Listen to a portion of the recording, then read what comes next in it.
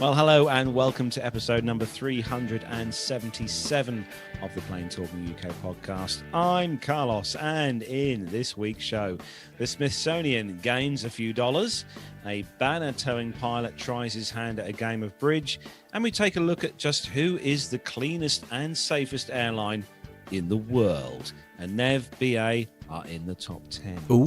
In the military, a AH-60 Black Hawk makes an emergency landing, and the US Air Force thanks a plane spotter, and the Su-75 has enormous wings. That's what she said. Joining me this week, over across the village from where I'm currently sitting, in the PTUK Master Suite Studios, it is, of course, the master of all things slidey and buttony. It is Matt Smith. I got a bit excited there because there's joining me this in our show notes. You see what it says here is joining me this week are Neil Diamond, Abba, Chaz, and Dave, and Diana Ross. I was quite excited by that lineup. I feel a bit disappointed now. That was quite exciting. Well, I normally write something comical in there each week, and I thought sometimes think to myself, perhaps one week I should actually say what I write in the show notes. I know. Well, Diana Ross has got a new song out at the moment, and because I must be honest, I'm really rather loving it. So it is good. Yeah, it is.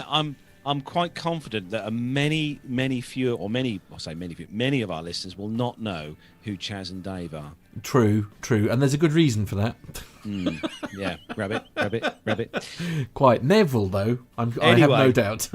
I'm sure he does. And welcome back again this week to the man who puts the fun in off-site broadcasting this week, because he's been doing some bits and pieces somewhere else, which has been quite fun. It is, of course, Neville Bounds. Yes, hello. Back again for some more. And what have I got in my hand?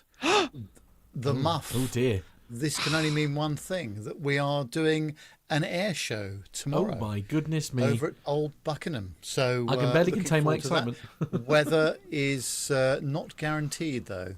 So we're going to have to see how we go. But I'm going to make the long trek over to Bungay tomorrow. I mean, there will be weather. It just may not be favourable. Oh, yeah. There will be weather. It's going to be like when we get there. Yeah. But looking forward to it, actually. Lots of interviews lined up.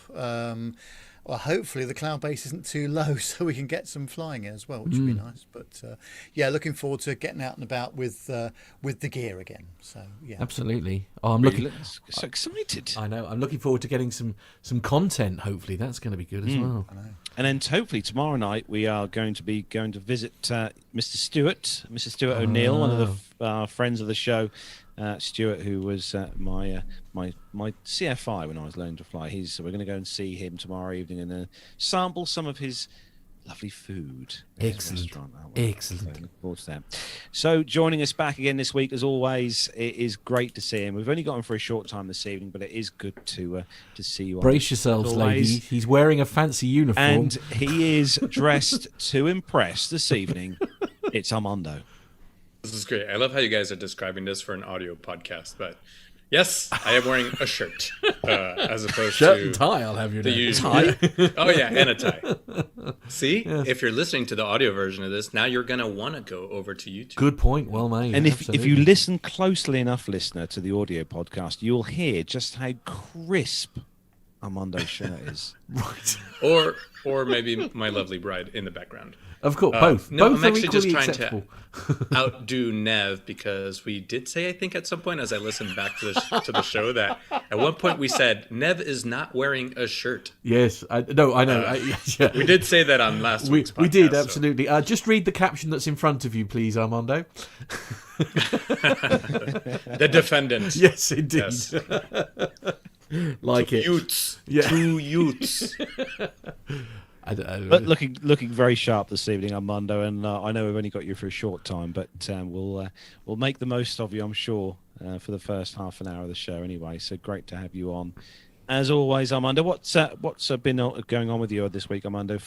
Any flying at all? Any movement of a yoke? Yes, a little bit of flying. I right now am focusing a lot of effort on flying cadets for the Civil Air Patrol. Mostly because we've only got about 5 more weeks before they start going back to school, and the Air Force gives us a certain budget for the year, and we have to execute that budget. And of course, we got a slow start because of COVID. So now we're just trying to execute all those funds. So we are flying cadets, sometimes up to 6 a day, plus your relocation flights to get, because they're all over the States. Tomorrow, for example, I'm going to fly 2 hours to an airport in eastern North Carolina, fly 5 cadets, and then fly 2 hours home. So that's a good, that's a good 8-hour day of flying. Quite the day. Yeah. So other than that, the reason for the costume is I'm actually, you guys know I love the DC-3, but there is an opportunity on the horizon that that's another flying opportunity that I potentially can't pass up. So this is just a bit of a teaser, but we'll see in a couple weeks. But I'm on the 3rd interview. So this will be my 4th interview. So I've made it this far. It's like Britain's Got Talent. I'm almost to the finals, I think. Yeah, Dirk is suggesting that Armando is wearing shirt, tie, and then shorts. If it hadn't been for an entire year of doing everything by Zoom because of quarantine, I would most likely only be wearing like a bathing suit underneath. Right, yes. But now we've all seen what goes wrong when you do Zoom calls on business meetings. So that is a good last thing I want is the webcam to like tip forward or fall off the thing, and next thing you know, you see palm trees. Yeah, palm trees. Wow. My word. And on that bombshell, that's a thought. Can we please move on? Yes, certainly. Anyway, a big welcome to everyone who's joined us in the YouTube chat room this evening. Just have a quick run through. Let's see who's joined us this week. So we have got Aircraft 5. Hello to you, Aircraft 5. New name in the chat room this week. Welcome. Richard Adams, hello. Lee Davies, hello to you, Lee. We have got John Ellis, hello to you, John. Hope you're well. Flyer152, hello to you. James J. We've got GB Model Zone, hello to you, GB Model Zone. We have got Alan White also joining us this week, and just scrolling through, make sure I don't miss anyone. Arnie Carlson, hello to you, Arnie. Hope you are keeping well. We've got Mazouz Karim. Hello to you, Mazouz. Hope you are well. We really need to get that meet-up sorted with Mazouz because he is local to us, Matt, at some point soon. Hello to you, Masha, as well. Dirk S as well is in the chat room noticing that I don't have a cap on this week, and no, it's not glued to my head. I can remove it at some point. He just chooses not to. I just chooses not to. Yeah, exactly. Tony S, hello to you, Tony. Andy Wilson, hello to you, Andy. And Sturman, hello to you, Sturman. Only saw you a few hours ago, so hello to you, Sturman. Hope your internet is stable this evening. I'll tell you what, Matt, you look at don't for God's sake show Sturman your download and upload speed, because really? You will make him cry. Because I know what he's like. Miles High, hello to you, Miles High, as well. Welcome to you as well, and welcome to everyone who's joined us this evening in the chat room. Don't forget, if you're listening to us as an audio show and you want to find out just what we look like, because I mean, let's be honest, if we all looked as handsome as Armando does this evening, it's worth tuning in. Oh my God, Matt's put it on the screen. Sturman, don't look at the screen. Sturman, do not look at Matt's upload speed and download speed this evening. You will cry. Subscribe to the show. Search for us on YouTube, Plain Talking UK. Hit the subscribe button. Hit the bell icon to be notified when we are live and recording new episodes, just like we are right now. And you can join all these amazing people, including Shuttlepod 1, who's in Arkansas. I think that's the Carlos, you're correct. Fired. Arkansas. I said Arkansas. It's all right. I'm only giving you grief because you can give me any name in the UK and I'll probably butcher it. Okay. If you were here for the pre-show, by the way, people, I'm just going to pop a very quick picture up. There you go. Look, that's just been sent in by Flyer152. So if you had any doubt about where I lived, you now know. There he is. Anyway, carry on. Needs trimming mat on that front door. All anyway, right, sorry. Has Bungie suddenly joined the first world? Andy Wilson says. Yeah. Honestly. No, just my address. I have a satellite on the front of the house. Matt's the only house. Matt is literally taking 90% of all our broadband. In the rest of Bungie has rubbish internet because of me. Even Nev's gone down to 2 meg download now because Matt's stolen it all. Indeed. Right, come on. We have got those news to get through, so we are going to start the show then this week, as we do with our rundown of the weekly That news went from well. across the world. Nobody noticed. And It's fine. the UK. So if everyone's ready, let's go.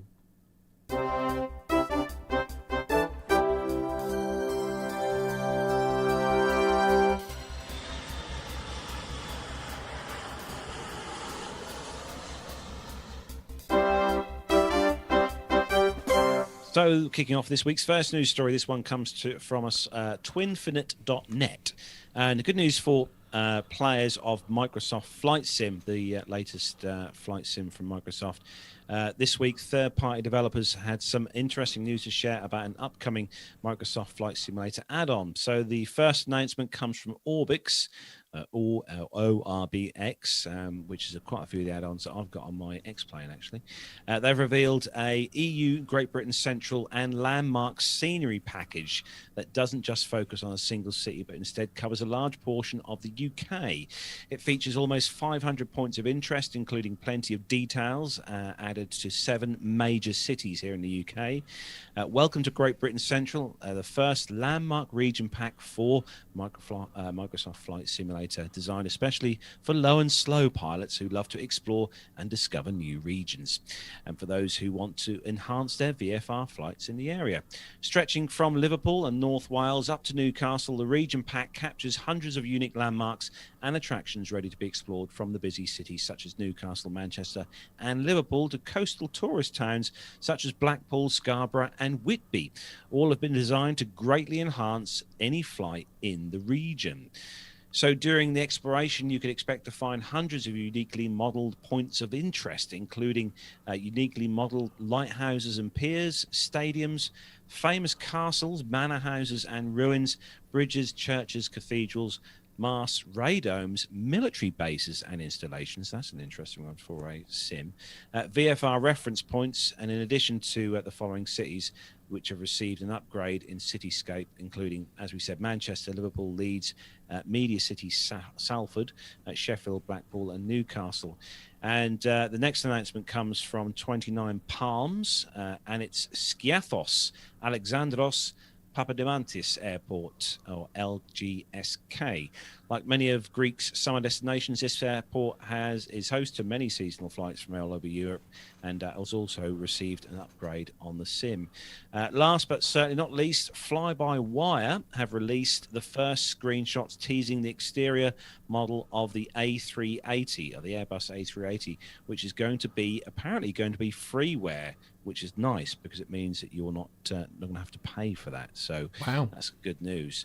But yeah, things are definitely coming on. I know, I mean, Armando may have heard of Orbix as well, but they are a really good add-on to the sim packages that you get as a bog standard with the X-Plane and Microsoft. So these are basically Sim. just visual enhancements, yeah? Yeah, visual enhancement. I tried the latest one from Orbix a few months back when they released it for the central southern UK, and it's really good what they've done. The lot of the greenery, like the trees, the forests, and the rivers and stuff, are all very, very a lot enhanced from the stock kind of pot. So Okay. it's definitely worth a look. It's good. It's very good. So yeah, hopefully it'll be nice to see what the A380 freeware one looks like, because some of the freeware add-ons you can get on the Sims are a bit.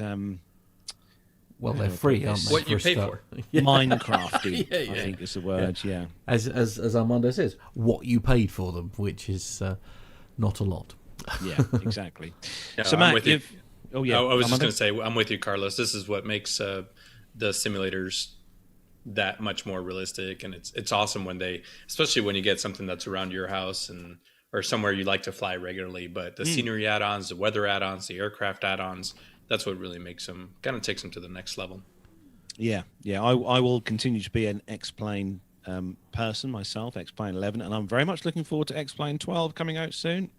Anyway, moving on. Matt, you've got some good news actually from Ryanair this week. Indeed, yes. Story number 2, as always, is a Ryanair story, and on this occasion, The headline is Ryanair kicks off. I'm not sure which source it's from, so apologies for that. Oh, it's the travelweekly.co.uk. And Ryanair kicks off UK cabin crew recruitment drive, which is great news. A major recruitment drive for cabin crew for Ryanair UK bases has been unveiled as the carrier recovers and rebuilds from the COVID-19 pandemic. The No Frills airline has renewed a partnership with CrewLink, which specialises in the recruitment and training of cabin crew.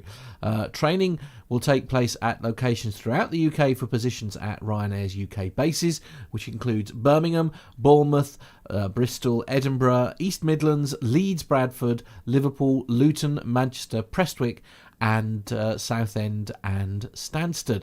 Ryanair has taken delivery of its first 737 MAX to help lower costs, cut fuel consumption and reduce noise and CO2 emissions. Deputy HR Director and Head of Talent Mark Duffy said that we are delighted to announce this cabin crew job drive, working with our cabin crew recruitment partner CrewLink for positions available in the UK as well as other Ryanair bases across Europe.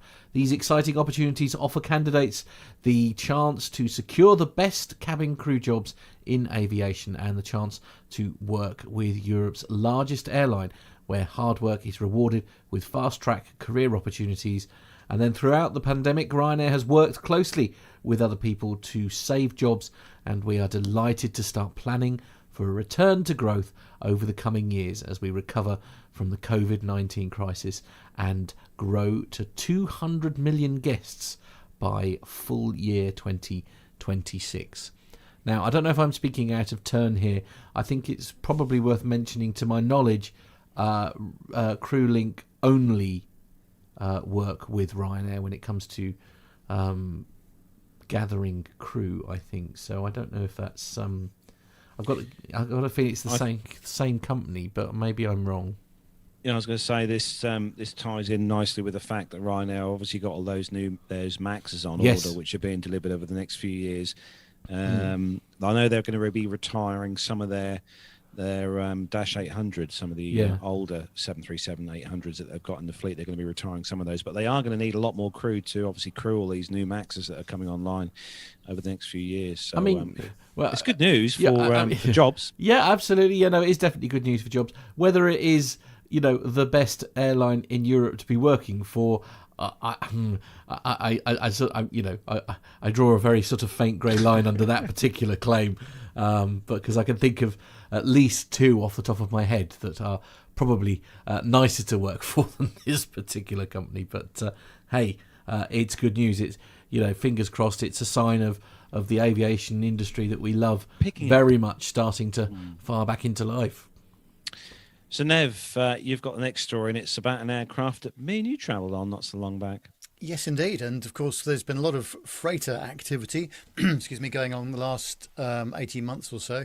On the flightglobal.com website, it says that Airbus indicates that its proposed A350 freighter derivative will be a light hybrid of its current variants, but primarily based on the Dash 1000.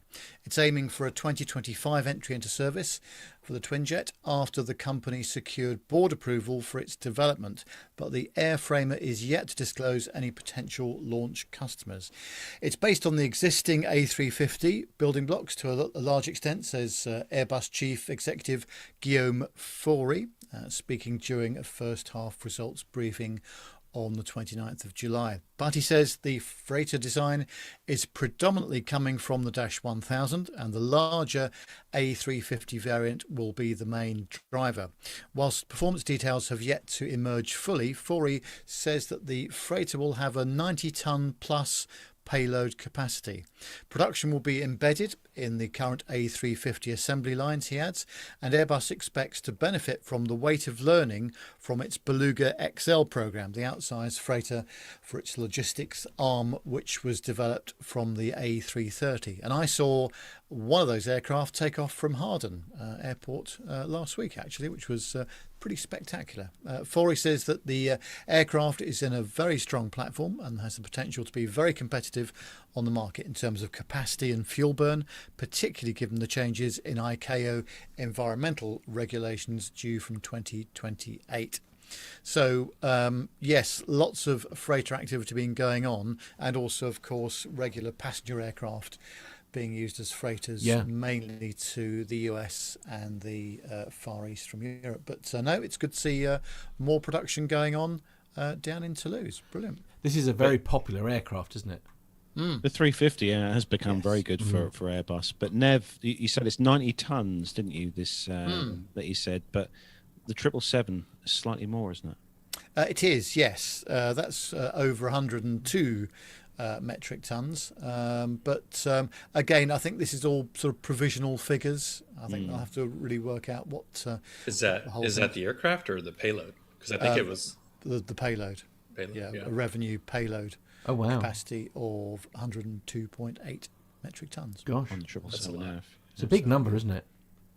I think that it's good to have a bit of competition between the two, because the 777 freighter is an incredibly popular freighter aircraft for quite a few large carriers across the globe, and it is a go-to. I think most of the freighter companies in the US. I think Armando, isn't it the 777? It's a little bit of everything. There's still 767s, 777s. There's still a lot of cargo outfits operating to 747, as we saw a couple of weeks ago with the ditching. There's all the way back to 737-200s. So this is actually one of two cargo or freighter stories that we're going to have this week, but it's just indicative of how strong the freight segment is now. I think, we've talked about it, where the quarantines and the lockdowns, everybody realized if you hadn't already realized the advantages of internet shopping and this kind of expectation for short delivery times, that now coming out of all the lockdowns, at least here in the US, you see just this resurgence in cargo flying. So we'll do a second story a little bit later, but I feel like this is something we'll be talking about a lot more than we used to. Indeed. Dirk, what's Dirk saying there, Nev?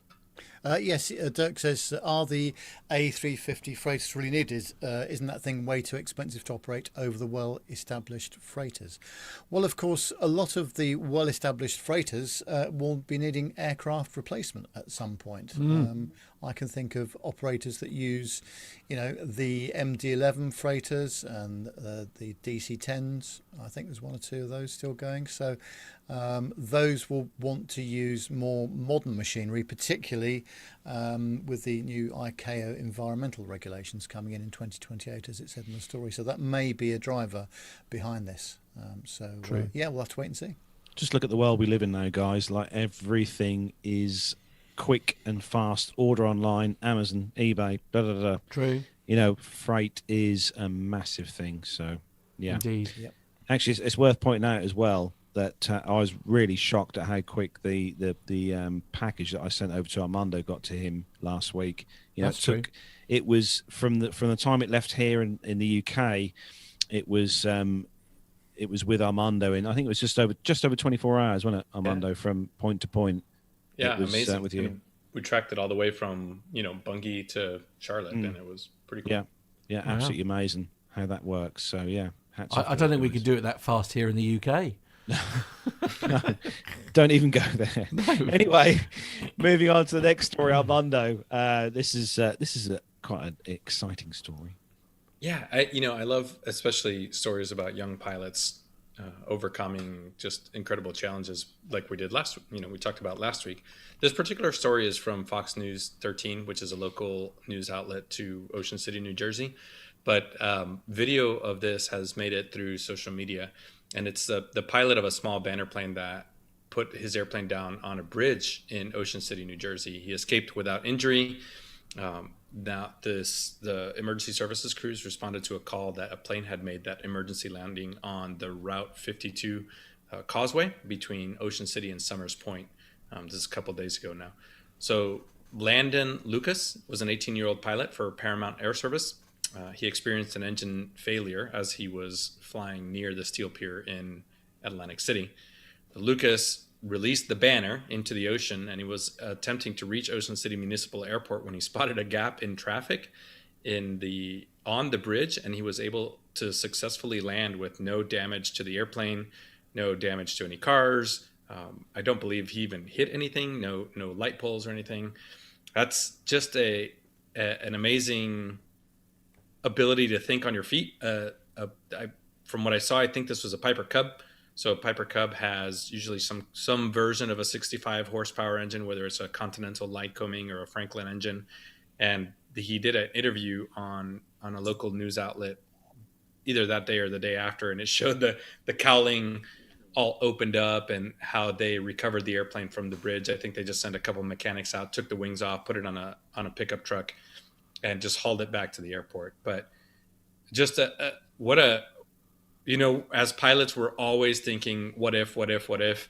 And I'm sure at some point in his professional flying career, flying banners, he had thought, man, if I need to put it down, I'll put it down on that bridge. Or you're always kind of thinking, am I going to put it into the water? But just amazing skill and calm under pressure to put this airplane down and not hurt himself or anyone else. Very well done. And the best part is the aircraft looks, I think, pretty much unharmed. Yeah, it was intact. Yeah. I think they towed it back to the hangar and put the wings back on. They'll fix the engine, and it's probably flying today. That's incredible. Wow. Yep. That is incredible. Now, I think we have to say goodbye to Armando now, which is very sad. Yes. Thank you for keeping an eye on the clock for me. I know. Well, I don't want you to be late, my dear friends. No, of course not. Yeah. As much as I'm desperate for you to stay, you need to leave us now. So thank you for joining us for as long as you could. And thank you, Armando. Thanks, guys. We'll catch you next week. Yeah. You betcha. Take care, mate. Bye. Bye. So let's look at the next story. This one comes to us from warbirdsnews.com. And it's good news, actually, for those of you over in the US, because the Smithsonian are to receive a historic $200 million donation from Jeff Bezos. So the Smithsonian will receive a $200 million donation from Jeff Bezos, founder and executive chair of Amazon and founder of aerospace and flight company Blue Origin. The donation is the largest gift to the Smithsonian since the institution's founding gift from James Smithson in 1846 of a $70 million portion of the donation. A $70 million portion of the donation will support the renovation of the National Air and Space Museum, and $130 million will launch a new education center at the museum. The education center will be housed in a new facility to be constructed on the east side of the museum's plaza at its flagship location on the National Mall. It will feature programs and activities that inspire students to pursue innovation and explore careers in STEM, science, technology, engineering, arts, and mathematics fields. And it will help teachers better utilize the Smithsonian's collections. The center will connect to all Smithsonian museums, coordinating STEAM-related collections and experts across the institution, and promoting inquiry-based learning in all visitors of all ages. With a focus on under-resourced communities. The centre will activate programming through innovation community partnerships to reach students and teachers in Washington, D.C. and in communities across the country. It will be built in conjunction with the second half of the museum's ongoing revitalization, and the new centre will be named the Bezos Learning Center in honor of Bezos's donation. The gift will also help to encourage or enable technological transformations of the museum's galleries and public spaces, including the creation of a new interactive experiences to inspire visitors, students, teachers, and families. In accepting Bezos's gift, Smithsonian's Board of Regents Chair, Steve Case, the chairman and CEO of Revolution and founder of America Online, said Jeff's early curiosity about space exploration helped inspire him to think big and act boldly. And as a result, he's played a defining role in the expansion of the internet. We're delighted that Jeff is making this commitment to help us extend the Smithsonian's reach and impact as we speak to inspire the next generation of scientists, astronauts, engineers, educators, and entrepreneurs. So it's definitely one of those places, guys, that's on my list, a to-do list of places where I want to go in the US when I eventually do get to go out to the US. The Smithsonian. It's a museum I haven't been to, and yeah. It's certainly a very good one. I went there with, Captain Craig I went there with, that's right. And I didn't spend that long there, but you need quite a long time, actually. It's a big place. It's a fascinating insight into aviation history. What I also noticed, just like in the aviation museums over here in the UK, the volunteers and the ex-veterans that are showing people around, their knowledge and enthusiasm for it is unbelievable. Absolutely fascinating to listen to their talks. So yeah, always a good visit, definitely. Absolutely. So Matt, you've got the next story, and we're going back to the land of the Jetsons again. The land of the Jetsons. Okay, yeah, so we're going, so this is the New York Post. nypost.com is the source, and the headline is LAX pilot spots another jetpack in the sky. An airline pilot near LAX may have spotted a jetpack on Wednesday night, a report said, as the mysterious sightings in the area skies continue. The potential sighting of an object resembling a jetpack at around 5,000 feet was made by a Boeing 747 pilot around 15 miles east of the airport, a Federal Aviation Administration spokesman told CBS LA in a statement. Out of an abundance of caution, air traffic controllers alerted other pilots in the vicinity, the statement said. A number of possible jetpack sightings were reported late last year in the skies above Los Angeles. In late August, an American Airlines pilot approaching LAX at around 3,000 feet told an air traffic controller that he saw a solo jet setter whizzing by. Last December, an instructor with the Sling Pilot Academy captured an object that the Academy said could have been a jetpack at around 3,000 feet near Palos Verdes. The Federal Aviation Administration and the FBI said last September that they were investigating the August reported sightings.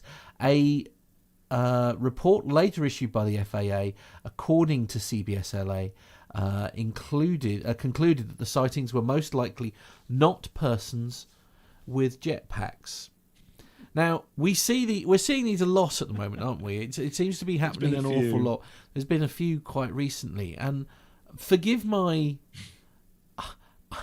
I don't know, kind of means not being funny. These pilots are so well trained. If a pilot, flying one of those, I mean, I still don't quite understand how these silly airplanes not only fly but stay in the air.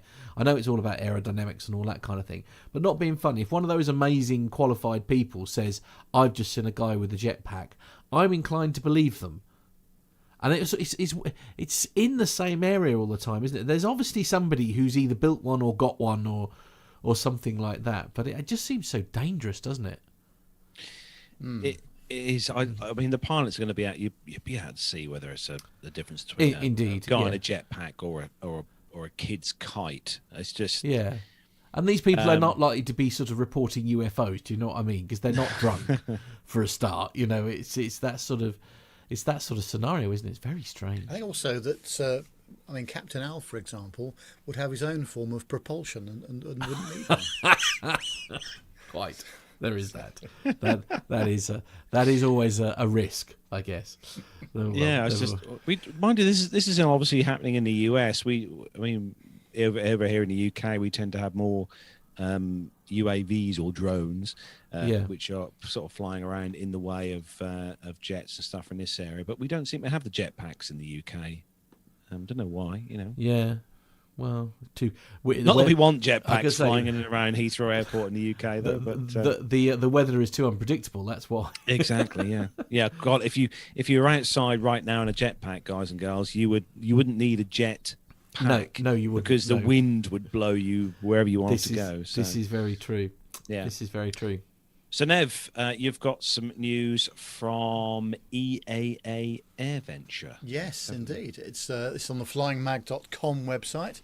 And it says at the Boeing Plaza at the centre of the EAA AirVenture showgrounds on Monday, July 26th, just gone, which was the first day of the show, Textron Aviation debuted the Cessna 408 Sky Courier, the company's high-wing twin-turboprop utility airplane. If you want to see the airplane, you'll need to rush over to Boeing Plaza.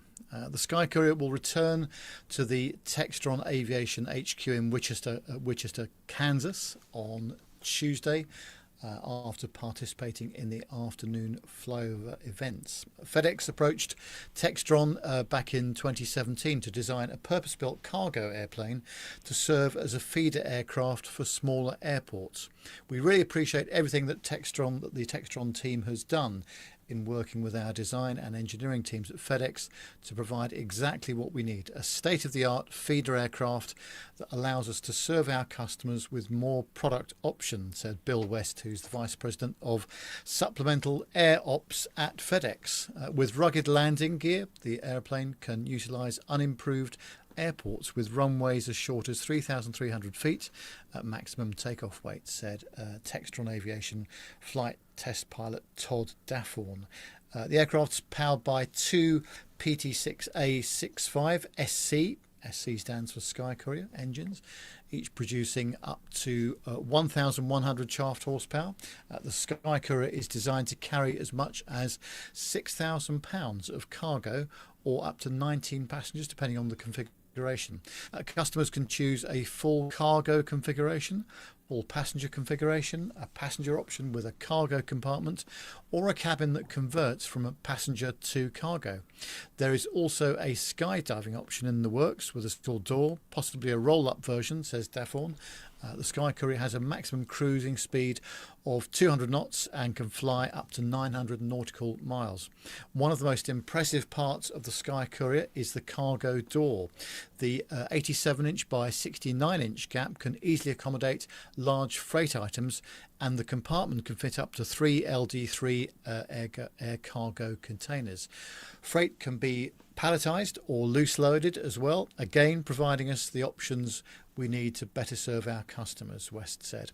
FedEx is expected to take delivery of the first aircraft later this year and has 50 airplanes on order, expanding on a decades-long relationship. FedEx took delivery of its first Caravan around 1985, West said. The Sky Courier is equipped with the Garmin G1000 NXI, providing the pilots with everything they need for navigation, communication, weather data, traffic information and more. The panel layout also provides a streamlined transition from the Caravan, and with the high wing configuration, fluid levels are pre-flighted on the G1000, and whilst there are gravity-fed fuel ports on top of the wings, the single port refueling is far more likely to be used. I think there's a lot more coming from these sorts of aircraft, don't you think, Carlos, with more sort of these feeder type aircraft operating. And I think Neil Cloughley's outfit as well with the Bihar might be in this sort of category as well, a 19-seater and possible cargo options as well. So, yeah.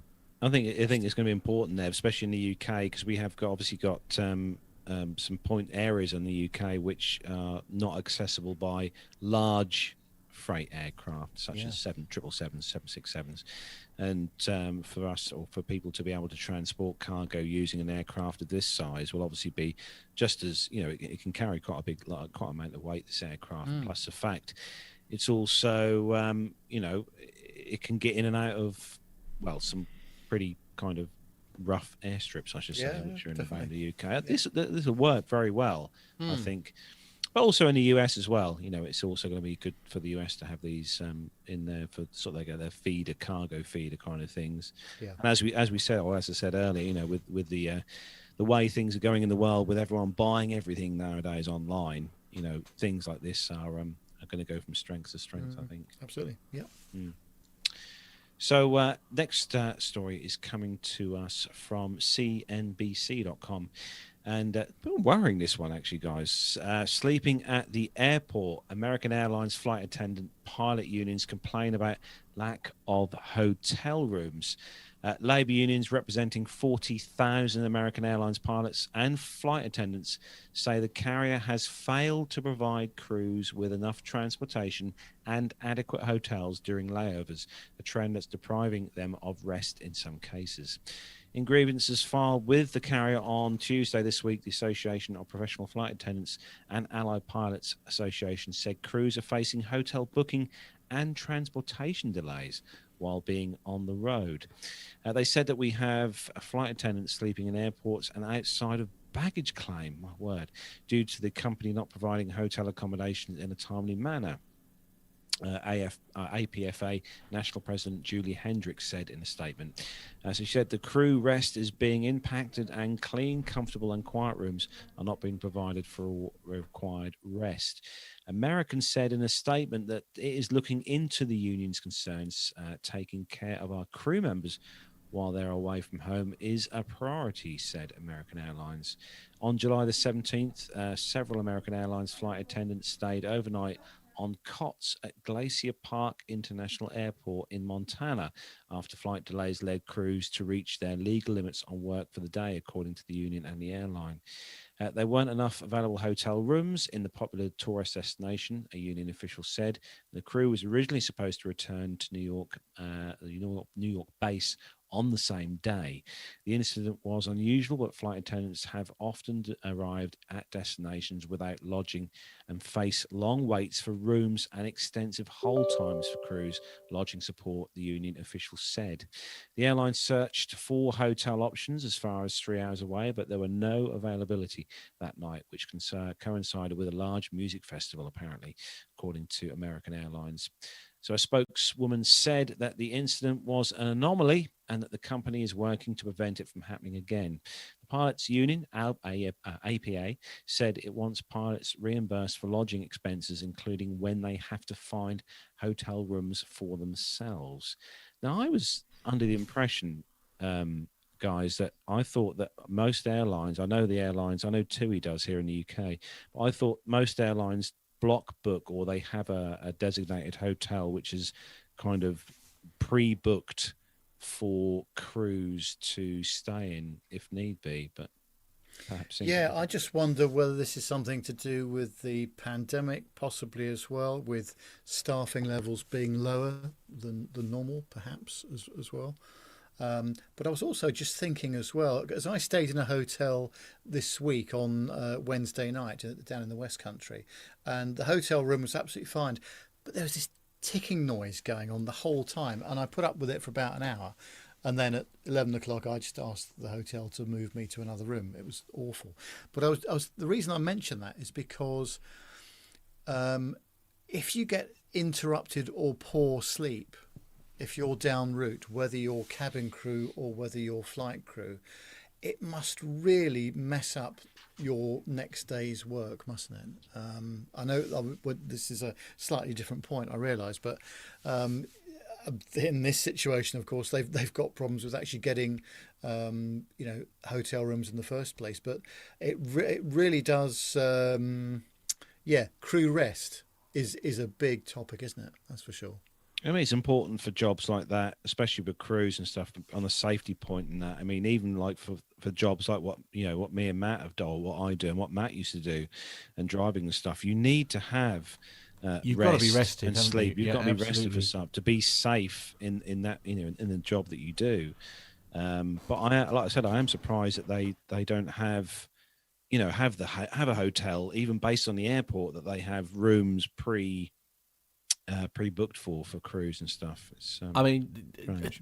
obviously something's not quite right here. Is that's the long and the short of it. But We'll get this a BA, Nev. Well, no, but also, as you say, I mean, there's an argument for negligence here, isn't there? Because, as you say, with the best will in the world, if you're sleeping in an airport, you have almost zero chance of getting a decent night's sleep if you're sleeping on a row of chairs, for goodness sake. I mean, that's not, cabin crew shouldn't be going through that. Absolutely. And as Captain John Hutchinson said during the Concorde interview, he said the cabin crew are not there to serve you tea and coffee, although they do. They're there to save your life when it all goes wrong. Yeah, absolutely. And these folks who don't earn bucket loads of money at all do an incredibly responsible job, and you have to have rest before you do it. You that's do. for sure. Actually, just out of interest, Matt, I know you haven't sort of flown a million times in the last year, as none of us are actually, to be fair. But any of you guys actually had to spend any large amount of time at an airport and try and sleep? No, I have to be honest. No? No, I mean, I did a... where was it? I went to London to Kuala Lumpur. This was with Malaysian Airlines. Anyway, to Kuala Lumpur, and then there was, I think, 4 hours to kill before doing the next leg from Kuala Lumpur to New Zealand, which is where to Auckland, which is where I was going to end up, and I was meeting a friend when I got there.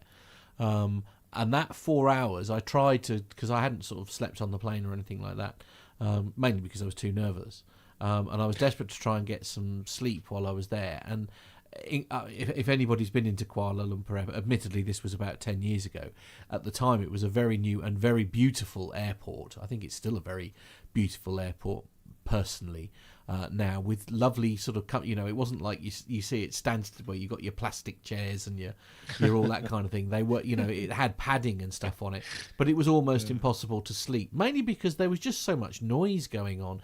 And I accept that cabin crew are probably better at sleeping in those environments, because, not being funny, when you have got crew rest, if you are in the bunks, of course, on an aircraft you are going to have all that noise, aren't you?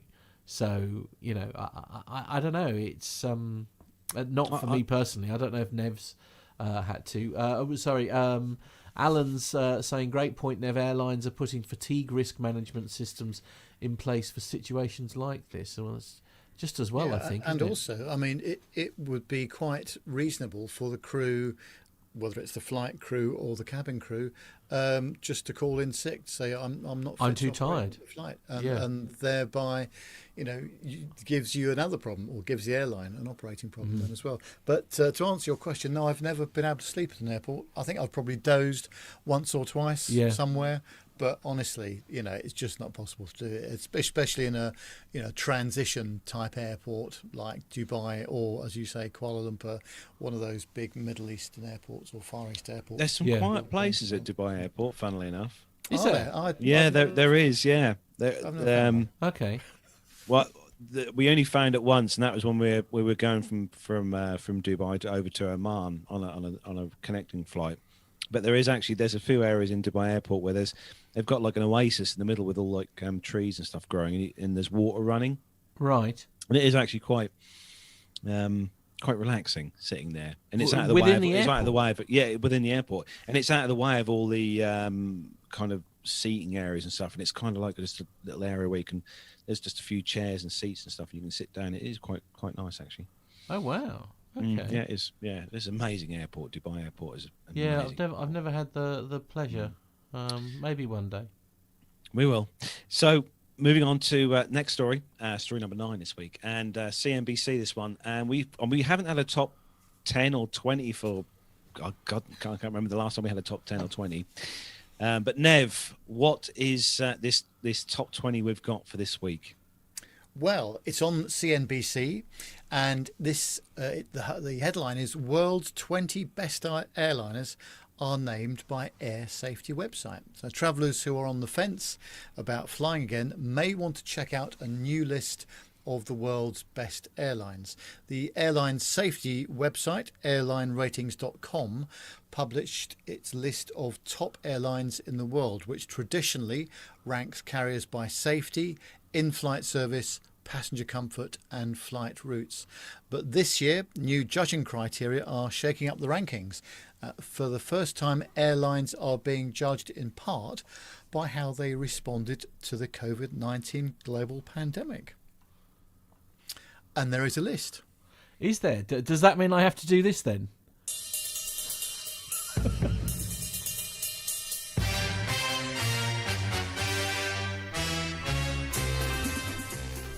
and off we go. No? Okay. Oh, I thought Carlos was going to start. Oh, right. In at number 20, sorry. from 20 from last year, Etihad Airways. At number 19, it is the world's favourite airline, Delta Airlines. At number 18, it's Virgin Australia. Up one place from last year, Alaska Airlines at number 17. A hula hula hula hula. Number 16, it's Hawaiian Airlines. You should be very ashamed of yourself for that. KLM, they've lost a place. They've lost a place. They were 14. They're now 15th. Down one place from last year, Japan. Down one place from last year, Japan Airlines at number 14. Don't look twice or you'll miss them. At 13, it's Finnair. Right. Wow. Number 12, ANA or Al Nippon Airways. They've dropped a lot. They were at number 3 blimey. last year. Yeah. No change from last time round. Number 11 is Lufthansa. Ooh. And at number 10, last year they were 17th, but this year they're number 10. It's Nev's favourite airline, British Airways. Hey, they're in the top 10. That's a win, however you dress it up. Nice. Number 9, Eva Air. They've dropped a place. They were number 8 last year. Number 9 now. How about this? Last time round, United Airlines weren't even in the top 20, but Wow. this year they're in at number 8. At number 7, it's everyone's favourite airline by Sir Richard Branson. It is Virgin Atlantic.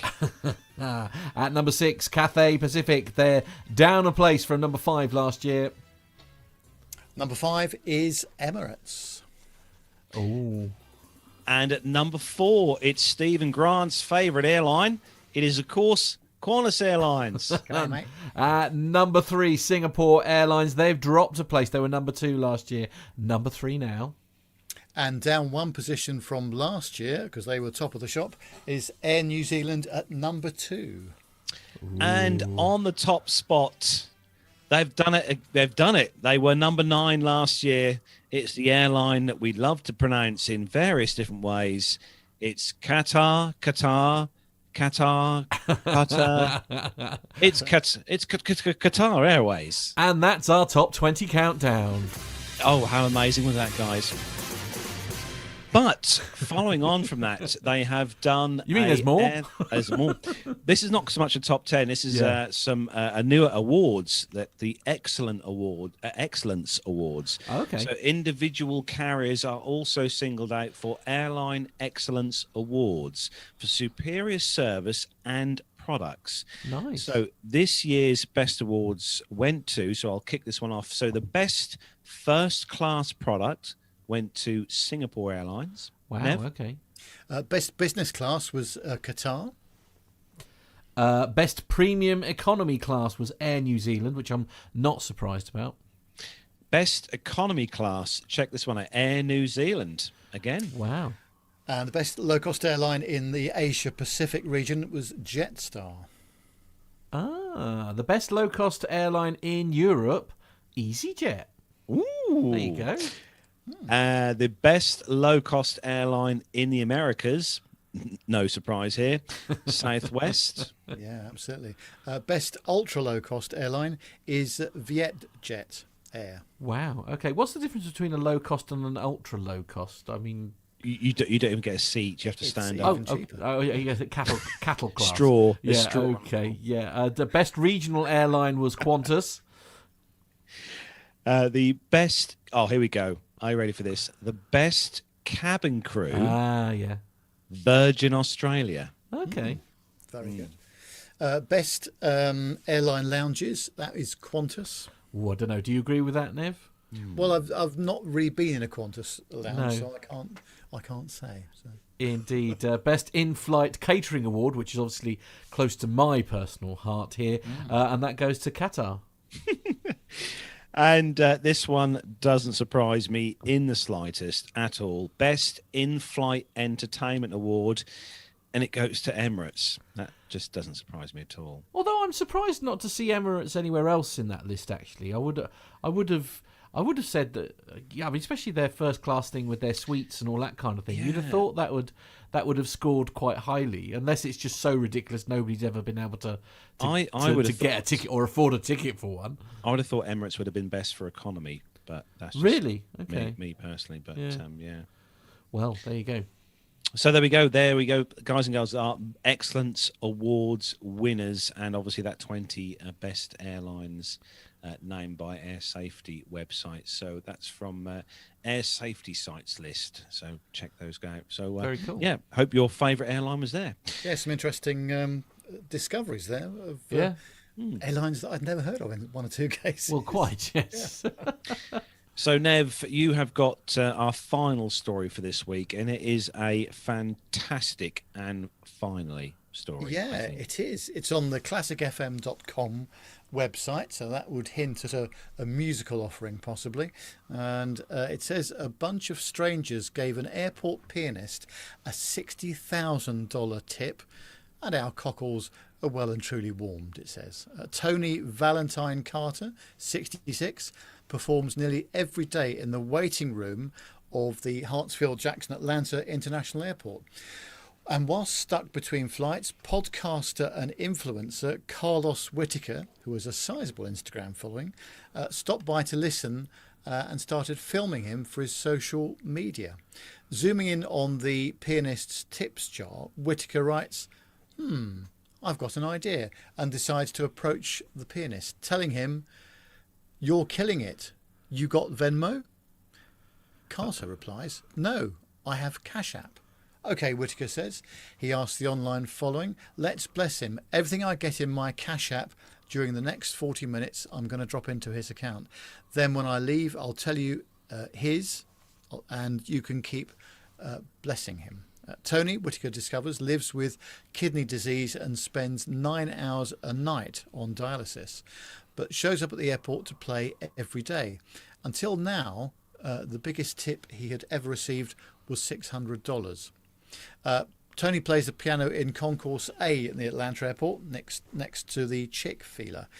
In a follow-up post, Whitaker reveals the $10,000 of donations has now grown to $61,000. Wow. Tony, meanwhile, told the publication he plans to use some of the money to help others the way Whitaker helped him. "That 60 grand is not mine," he said. "It's money that is going to go to others," he said. "There is only one way to say thank you because words are inadequate, and that is to pay this forward." That is an absolutely lovely story, and gosh, what a challenging thing to do every day of the week, bearing in mind that he's got some quite bad health issues as well. Yeah, absolutely amazing. Maybe that's what keeps him going, though. Oh yes, could be one of those, couldn't it? Where that's what actually sort of keeps him afloat, keeps him ticking over. Is that giving you almost not purpose? I mean, that's not the right word, is it? But you know what I mean. Just gives them a chance to sort of get out there, and otherwise, I suppose if you are spending so much time on dialysis, I mean, it could, it's just a reason to go out, isn't it? It's just absolutely.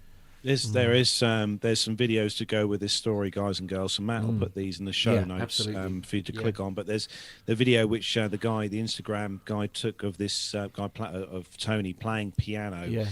And the video, while he's filming, he actually pans round the room where they're sitting, where the piano player is. And you can see people, there's a lot of people just sitting there absolutely loving the music that he's playing. And it is fantastic. He plays the piano so well. And it's, in the current climate that we all are in at the moment, it's nice, I think, to have this at an airport. It's really nice. Yeah, exactly. I agree. Good on him, and good on him, I say. Well done. So that is where we bring the commercial news segment to a close. Still loads more to come in the show. And one of the next segments we've got to do, I should say, is one we've missed out on the last couple of weeks, which is our Caption This segment. We've had a bit of a break for the last couple of weeks. We've had a busy last few weeks, with guests on our special show last week, our Around the World special show last week. If you missed that, you need to go back and watch last week. week's show because it is blooming marvellous. So make sure you check that out if you haven't already. But we did have a caption this a few weeks ago, and Matt's got the picture. He'll pop up on the screen in just a moment. So if you, those of you who may not have seen it on our Facebook page, we try and post these on a Wednesday for you to comment on our Facebook page. If you don't follow us already, give us a follow on Facebook. Plain Talking UK, and there is the picture for what would you say is going on there, Nev, with this particular picture?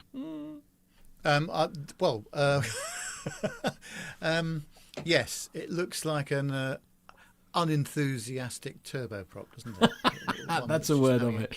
Yes, it's melted in the heat, possibly. Yes. Don't disturb me. No, quite. I'm not ready. It looks very sad, doesn't it? It's like, I don't want sort of dash to. 8 that's not very dashing. No, that would work. Yeah. Yeah. It must have been. It's not in a British summer. It must have been a US summer. Well, that quite aircraft absolutely. Was in. But we don't get that much heat. No, we've got some great. Comments as always, and Tim says, "Prop to get counselling after showing signs of depression." Mike says 8 hours between bottle and throttle. That's the worst case of brewer's droop I've ever seen. Wow. Okay. Chris says, and the little prop came out of its cocoon to grow into a mature prop. Oh, that's lovely. Sweet. Jeffrey says, no more spinning of blades of death. Try GE's new flapping props. When one pair gets tired, the next pair takes over. Andrew says, newfangled rubber propellers that won't hurt if you walk into them. Right, okay. Yes, I suppose. Dirk comments, okay, now I know why the manual says never park the aircraft in direct sunlight. That's true. Jack says, mad dogs and turboprops go out in the midday sun. Very good, very good. Sasha says, apparently the engineers forgot to water the props again. True, absolutely. Yeah, drooping under the heat, you see, that's what it is. Yes, there's a theme developing here, and it continues with James, who says, air screwers droop. Right. Right. Glenn says it needs Viagra. He says, choosing his words carefully. John says, Rolls-Royce Sunshine props are now in development. See the blades grow and turn towards the sun. Nice. Stuart says, no, not today, thanks. Not feeling it. Fair enough. Fair enough. Quite. Darry says, a photo by Captain Nick. He must be using his new camera body or new lens. Very true. Armando. Oh, I've heard of him. Armando here. Yeah. He says the ramp in New Mexico gets pretty hot this time of the year. True. And he would know. Let's be honest. Know. Yeah. Ian says you can get pills for that. Yes, I have heard those rumours. Paul says the new turbo flop engines are great. Bob, oh blimey, why has this one been left to me? I think we should finish on that one, if I'm honest. There you go. Bob says projectile dysfunction. Right, indeed. Yes. And I think what we'll do is we'll leave it there, and we'll be back. We'll be right back after these short messages. Well, welcome to our London studios. Welcome to the A320 Lounge webinar tech presentation, obviously for the 320 series. Welcome to the A320 and 737 Lounge, bringing technical refresher courses directly to you. Using our cutting-edge broadcasting facilities, enjoy a fully interactive technical refresher course from the comfort of your own home. All of our webinars are live, and you can ask your instructor a question at any point during the day. All of our instructors are highly experienced and can help you. No more expensive nights away from home, no new software required, just an internet connection. Courses are run at regular intervals, so check out A320 Lounge and 737lounge.com for more details. There we go. There we go, and we're back. So, to those of you who follow us on social media, don't forget to check us out Wednesdays, when there'll be a new one next Wednesday. So make sure you check that out on Facebook and check out next week's picture, which I've already got ready. So have you? It's a good one. It's a good one. It's a good one. Excellent. Right. So it's time for some military news. Armando's not here, but at least for me to say, Matt, let's do some military news. Good luck, everyone.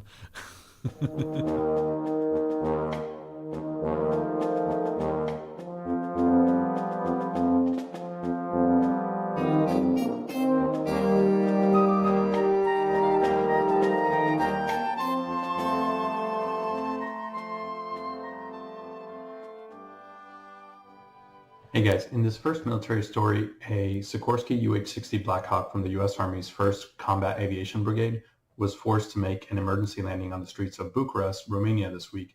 Now this created some incredible footage in the process. The images and videos shared to social media showed that the helicopter was coming in low over Charles de Gaulle Square, right over the Romanian capital. Luckily, no one was hurt in this incident. U.S. Army Europe and Africa Public Affairs published a release stating that the crew conducted a precautionary landing and that due to the expertise of the crew and the Romanian police officers on the ground, the helicopter landed safely. Now, the Army states that a joint Romanian and American investigation into this incident is underway. The images and the videos were all shared online. The Black Hawk can be seen flying above a busy boulevard before making what looked like a pretty rapid descent and landing in the road. Now, it looked like they suffered some kind of power failure or some kind of malfunction. Maybe they got a chip detector light. Something happened where the crew decided to make an emergency landing. Now, as the helicopter descended, the rotors appeared to knock down the two street lights. I actually think that was actually from the rotor wash because it got pretty low. I think a street light would have caused some damage on the rotor blades. But it didn't look like that happened. So I think it got so low that the rotor blades, the rotor wash knocked down those two street lights at the same time. But at least one of those landed on a car. So after the landing, the images on social media show the crew is milling about on cell phones and emergency personnel surrounding the site. The engine compartment of the Black Hawk was opened after the landing, but it remains unclear as to why the helicopter was actually forced to land. The U.S. Embassy in Bucharest also issued a statement following the landing that said they are working with the Romanian partners to resolve the situation, and they will provide more information as it becomes available. That was according to Reuters.com. So images on Twitter showed the slight damage caused by the Black Hawk's emergency landing, which as we talked about, was the two down light poles, but it didn't appear as if the helicopter suffered any other serious damage. In the additional videos, the helicopter can be seen breaking its formation as it quickly loses altitude before landing amidst some pedestrians and motorists. It was actually a pretty busy traffic circle that they landed at. But this helicopter was there reportedly in Bucharest to rehearse for an upcoming parade celebrating the Romanians' contributions to the war in Afghanistan and the subsequent finishing of operations there. But just another example of an outstanding crew action. Flying over a city like that is incredibly difficult. There's not a lot of places to land, as you guys know, and we've talked about on the show. Flying over London requires special permissions, special planning. This is very similar, except you don't have the Thames that you can just ditch into. But this crew did an amazing job. They avoided all damage and didn't hurt anybody in the process. And it also looked like there was a Romanian host nation pilot or aviator on board. So I'm sure as soon as they got down into the street, there's a cool video of a police officer that was right there at that traffic circle and immediately jumped out of his car and went to assist the crew. But I'm sure Matt will put those links to the videos, if you haven't already seen them, in the show notes. And we'll see if anything comes out of this incident. No, I still maintain that's one of my most favourite films from back in 2001. What's that? Black Hawk Down. Oh, really? Yeah. Even though it's like that, what's it, 20 years old now. Oh, really? Oh, it is such a good film. Yeah. Such a good film. But yeah, it just goes to show these guys are trained to within an inch of their lives as such to do what they do, and they do it well. You know, when things do go wrong, they can put these things down in it's not areas that you wouldn't normally consider to put in. And this is what he was referring to. Look here with the helicopter just like on the it's just crazy, isn't it? Just absolutely crazy. God, I'd hate to be driving my truck around that roundabout because I would not be paying attention to the road at all. No, indeed. No, I know what you mean. Anyway, next story. This one comes to us from military.com.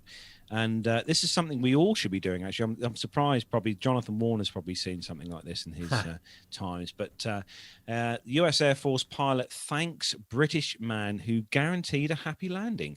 So Major Grant Thompson thanked a British photographer the best way he knew how by ripping the flight patch from his shoulder and handing it to the man whose quick action last week ensured he landed safely after an engine in his F-15E Strike Eagle malfunctioned. Oh, wow. Ian Simpson was standing outside of the fence of a Royal Air Force base in eastern England and snapped pictures of the fighter aircraft taking off when he spotted a shower of sparks flying from the back of the aircraft. He and a group of aviation enthusiasts listening to flight control traffic realized the pilot didn't appear to know there was a problem with the aircraft. So Simpson, who used to work in the aviation industry, Googled RAF Lakenheath's phone number and persuaded a switchboard operator to put him through to flight operations at the base, home to the US Air Force's 48th Fighter Wing. He said, look, he said, something is wrong with the plane. Definitely, we've got lots of photographs of sparks coming out of the back, Simpson, 56, told the Associated Press. Word was relayed to the pilot and asked to take a look, and his wingman confirmed damage to one of the engines, the base said. The pilot returned to the base just to be safe. For most of us here, that was a very rare occurrence that we have not personally witnessed, the airbase said in a statement. It's wonderful to know that the Liberty Wing has such a great partnership with the local community, and the courage that Ian displayed was second to none. Simpson said he was motivated by the death of another young American pilot whose aircraft crashed into the North Sea in June last year. He thought someone should call, he said. I didn't want anything like that to happen to another family. On Wednesday, Thompson said thank you by giving Simpson a cap and insignia and then throwing in the shoulder patch for good measure. That was a nice touch, Simpson said. The base noted Simpson's actions in a Facebook post that won widespread attention, particularly from Americans grateful for his assistance. For me, the most humbling thing has been the families of the servicemen who thanked me for doing what I did, he said. I wasn't expecting to get so much thanks. What a nice story. And it just proves that, you know, there are people who do go above and beyond when really all they are doing is, you know, is plane their spotting, job. doing what we love doing, plane spotting at airports. And I think it is important to note, you know, that we've got plane spotters all around the country who not only spot commercial aircraft but spot military aircraft. And these kind of things, I think, it's all bit, you know, it all helps, isn't it? It's all one big sort of family kind of affair. So yeah, good on him, I say. Absolutely. Yeah, excellent. So, Nev, we're going to Southampton for this next one. We are, and it's on the warbirdsnews.com website. And the headline is Southampton City Council backs plans for a Spitfire monument. Well, the Spitfire was designed by Reginald Mitchell at the Supermarine factory in Southampton in the mid-1930s. A prototype flew from Eastleigh Aerodrome, which is now Southampton Airport, in March 1936. Even before the end of the war, the aircraft's prowess became legendary. It quickly secured its place as an emblem of the country's defensive might during the Battle of Britain. The winning design for the statue was announced in 2010, but the scheme failed to attract funding until now. Last Wednesday at a Southampton City Council meeting, councillors put forward their strategic support for the project, which is estimated to cost £5.5 million. Based in Mayflower Park, the project has been the subject of conversations for years after being given planning permission back in 2014. The monument is aimed at recognising those who designed, built and flew the Spitfire in World War II and is said to heighten the significance of the city's heritage both nationally and internationally. At 1.5 times the size of the original Spitfire, the stainless steel representation will soar 40 metres above the ground, seemingly taking flight over Southampton water. The stainless steel mast elegantly curves skyward where it is topped by the Spitfire reproduction. The mast resembles a vapour trail, wider at the base. It guides the eye of the visitor to the Spitfire at its pinnacle. At the bottom of the mast, the word Spitfire will be embossed on the surface. The style of the text comes directly from the original marketing brochure for the Supermarine Spitfire produced in 1938. The circular plinth invokes the style of the roundels or insignia used by the RAF and other international air forces. It will protrude over the waterfront, as well as having a prominent space to display a Merlin engine, most likely under reinforced glass, to create a stunning focal point. The outer ring of the plinth will display the roundels and insignia of the 31 Allied air forces that flew the Spitfire throughout its service career. It will also include roundels representing the cities and towns that were involved in the construction and maintenance of the Spitfire. The roundels will be interactive so as to draw people into the monument. The design of the monument was awarded to Nick Hancock Dicing. We are delighted to have won the national competition to design a memorial to the Spitfire and its designer R.J. Mitchell, which will stand on Southampton's docks. The project has met a warm response both within Southampton and further afield, making it our most high-profile project to date. The monument has been granted planning permission by Southampton Council, and we are working with a world-class team of consultants to make this vision a reality. It is amazing. If it looks as good as it does in these artists' kind of pictures, Nev. Phenomenal, isn't it? Yeah. Absolutely phenomenal. Yeah. I'm looking forward to that, to see that really happen. So, that'll be absolutely brilliant. And there's a hell of a lot of thought gone into the design as well, Nev, Yeah, what with it the looks nice, roundels doesn't and it? It stuff, really does. to represent. It does look amazing, doesn't it? Yeah. Yeah. Look forward to seeing this. That'd be nice. Absolutely. So, next story, Armando has got this one. So, Matt, if you're ready, tap the button. This next military story comes to us from the Aviationist and BreakingDefense.com. The new Sukhoi Su-75 Checkmate light stealth fighter was officially presented on July 20th at the Moscow Aviation and Space Expo 2021. That was in Zhukovsky near Moscow. The event was streamed online on YouTube by Rostec, which is Russia's state aerospace and defense conglomerate. And despite the quality of the feed and the fact that all the commentary was in Russian, this gave some news outlets an opportunity to at least virtually attend the presentation. So while the general shape of the new single-seat stealthy aircraft had already been revealed by photos as the aircraft, or actually a mock-up of it, was being moved for the presentation last week, the official unveiling was preceded by a visit by Russian President Vladimir Putin. And this provided an opportunity for a closer look at the Checkmate and gather some additional details. So first of all, the presentation highlighted some of the advanced technologies that the aircraft is going to embed. The 5th generation lightweight single-engine fighter is said to, quote, combine innovative solutions and technologies, including artificial intelligence support for the pilot's work, as well as proven solutions that have already proven themselves in practice. That was a translation. The fighter has low visibility and high flight performance. A supercomputer technology is widely used in the work on the LTS Checkmate project. This presentation also mentioned voice command capabilities, which we've talked about for other aircraft, and showed a glass cockpit with a wide-angle heads-up display. And I think Matt's got some pictures of that. So interestingly, a wide array of weapons was also listed among those that could be carried by the multi-role aircraft. This is believed to have been developed with an eye on the export market based on the brief promotional video, which featured pilots from the United Arab Emirates, India, Vietnam, Argentina, and that was released in the last couple of days. So this is a new design that Moscow hopes will create a niche for its combat aircraft industry in this export market.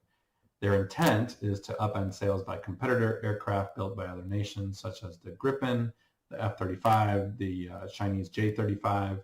The J-35 has been in development even longer than the Su-75. This should offer a cheaper Russian-made alternative. So we'll see where this airplane goes in the next couple of years.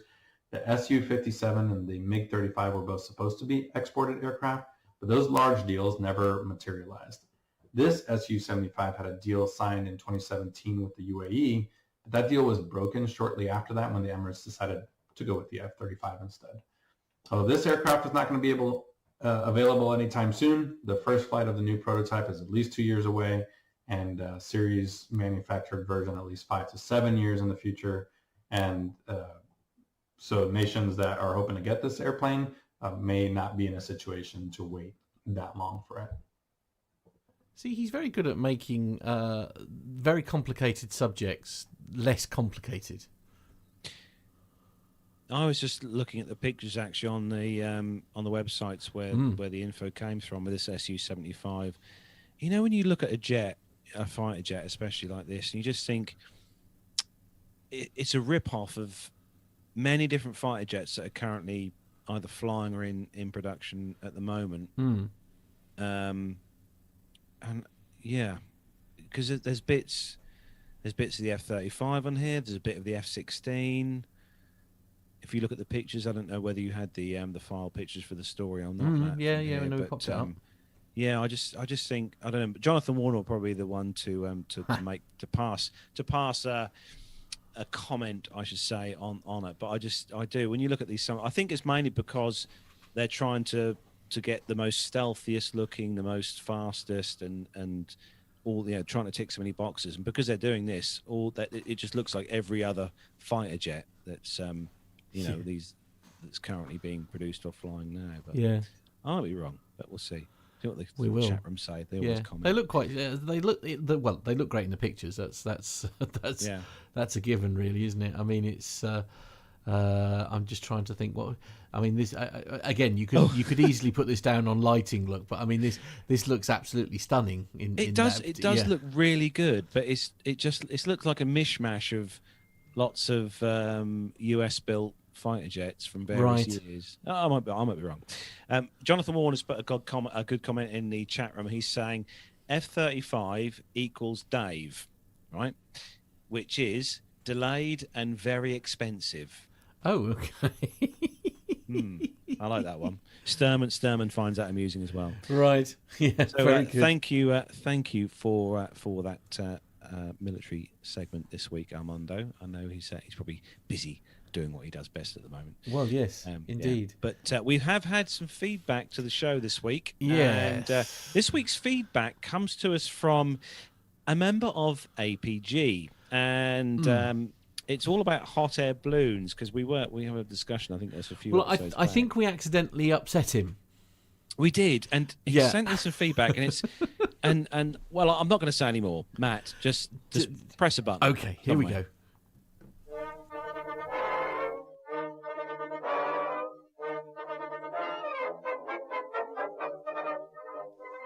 Oh, you mockers, you dastardly old mockers.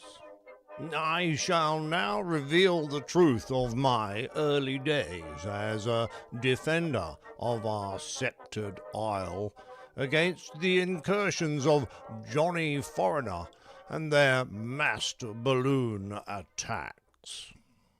I was called to duty one day to face the très dangereux Golfer brothers in their distinctive uniforms of Pringle knitwear cardigans and tartan +4s as they attempted to make a foray into our airspace.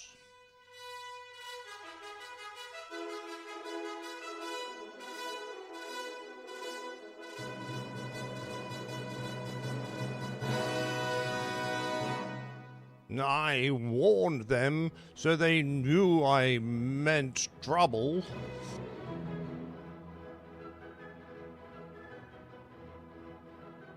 But they mocked me with taunts. Go and boil your bottom, sons of a silly person! I'll blow my nose at you! Don't want to talk to you no more, you empty-headed animal food trough whopper!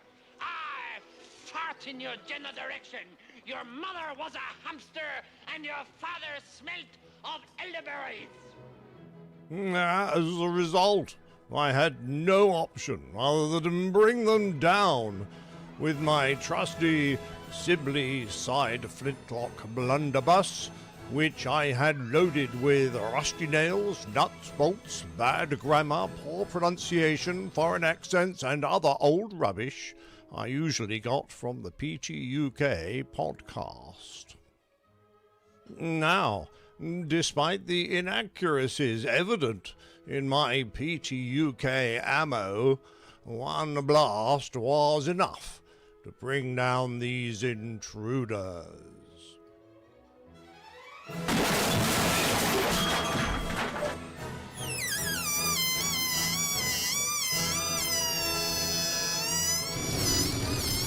Merde!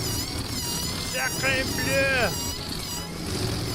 Remember, Agent Core.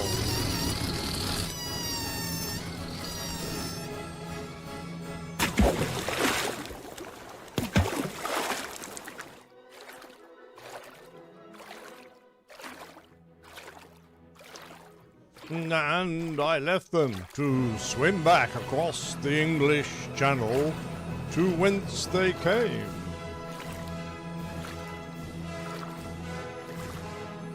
Whereupon I returned to my airfield for tea and medals.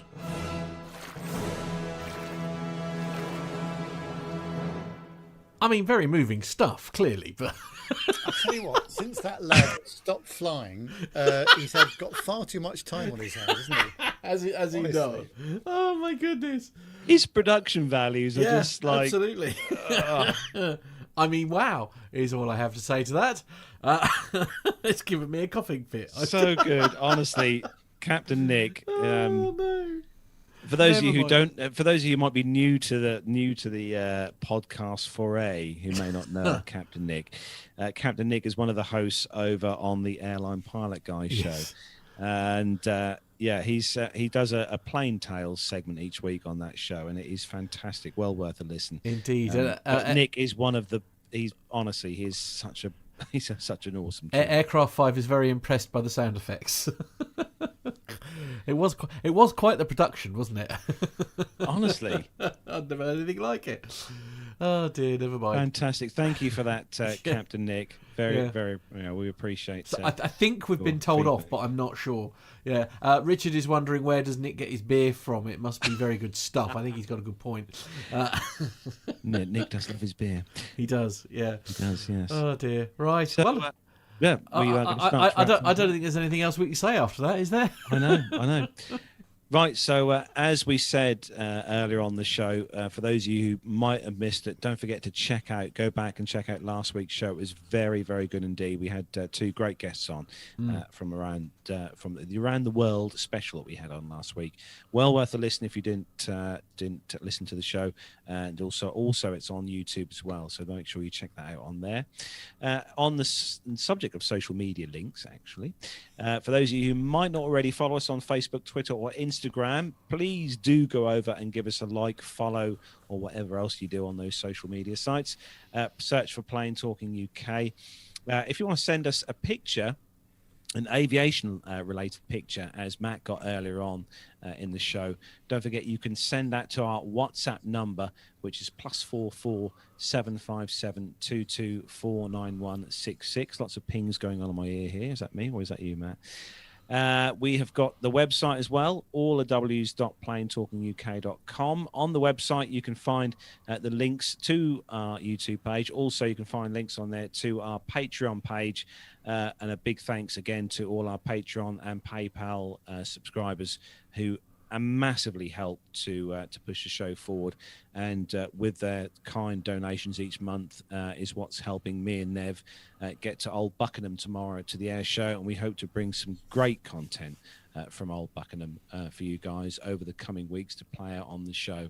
And so look for of those course, on there. one of the most important things is the catering and concessions stand, isn't it? So we're going to have to make sure they're all working nicely, and maybe interview the fella that does the hot dogs or something like that. Well, So absolutely, yeah. But we need Al with us for the ice cream. Absolutely, which is the thing.